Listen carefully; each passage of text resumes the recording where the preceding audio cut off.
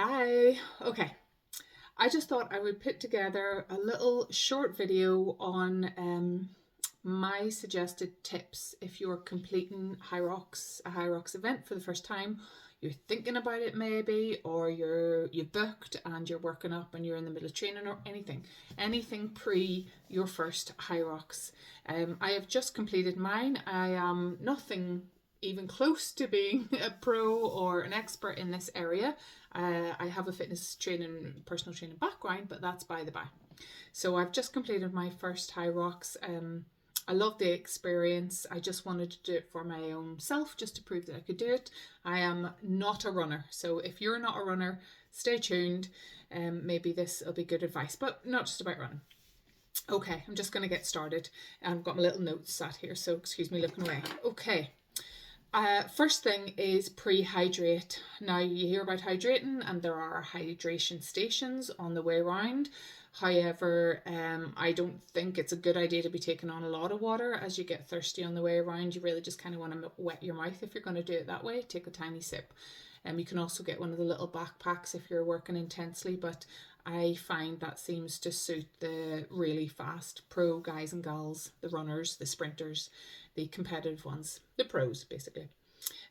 So these are tips for beginners and first timers. So pre-hydrate. My tip is get your fluids into you the day before and the morning of, and depending on what time your wave is, just try to get as much good fluids into you and electrolytes beforehand, so that you don't really need to drink water on the way around. It will also depend what you're used to.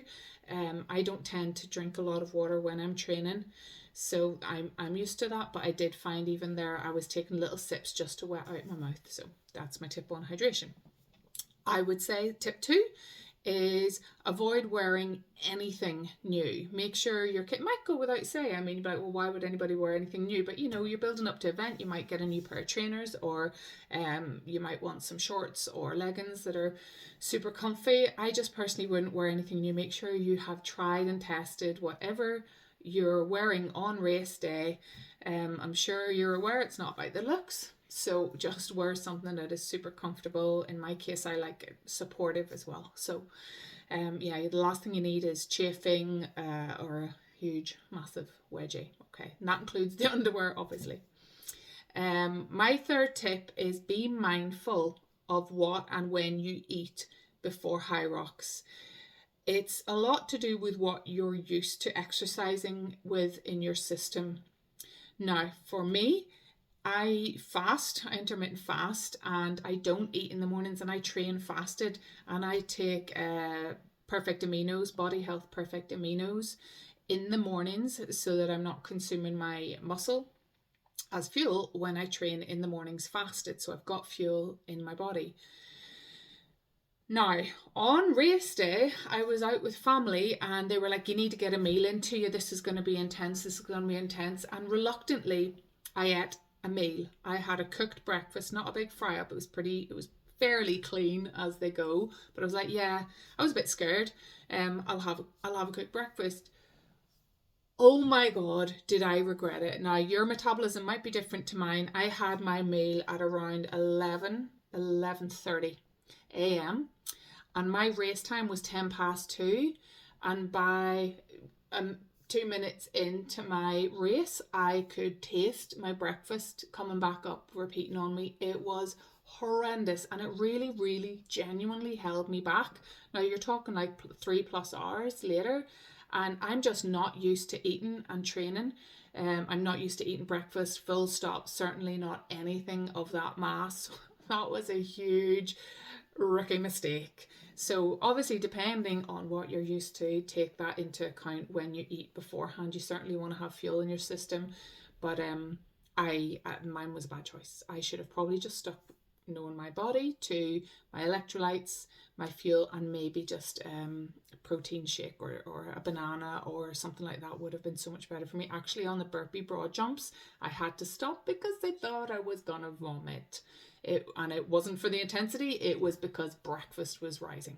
Okay, too much detail. Yeah, I know. Tire laces, tip 4. Look online if you're not sure, but those sled pushes are a beep. for getting your shoes off. So look up different ways to tie your laces. There are very many safety ties for that sort of a training. Look them up. Yeah, that's all I'm saying. Okay, tip 5. If at all possible, beforehand in your training, train in the specific movements. And that sounds like a no-brainer, but try your best. If you don't have access to the exact equipment in your gym or training facility, try your best to mimic those movements really as close to the real event movements as you can. If you can't, just find a very similar alternative. Also, I would strongly recommend you train with heavier weights than they use. That is my personal opinion. I trained with substantially heavier weights than on race day, and for me, all of the obstacles, all of the weighted moves were pretty much a breeze. Now, I'm not a big runner, so probably hadn't exhausted my legs too much, but I was like, God, this is totally fine. So I strongly recommend you kind of overtrain or put the weight on heavier. The likes of farmers carries and weighted lunges and all those kind of things. Okay. Don't forget to run. I did start running personally. Like I said, I'm not a runner. I did start run training, but I really didn't get doing enough. Got through fine. I was practicing in sprints and I was practicing in training sort of fatigued legs. I can't think of the word, it's just left me. That would do like a jog and then a big set of lunges walking along the road and then a jog and so on. And then length as well. So I was up to a couple of 9-kilometer runs. For me, jog. I say run, it sounds fast. I don't run fast, I jog. You could probably walk faster if I'm honest. And that's okay.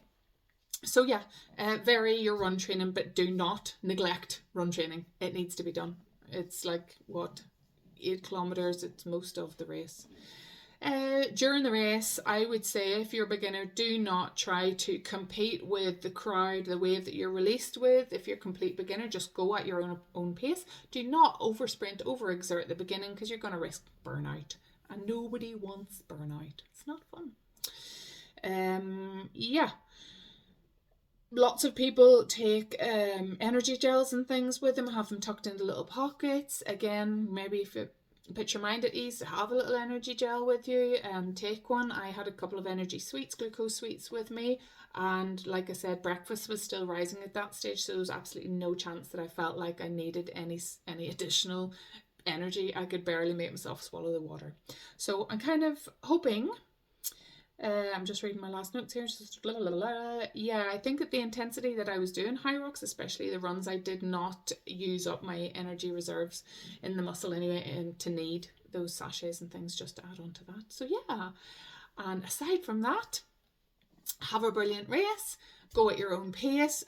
If you're not competing, you know what I mean, in competition level, I was just doing it for me, just to know that I could do it.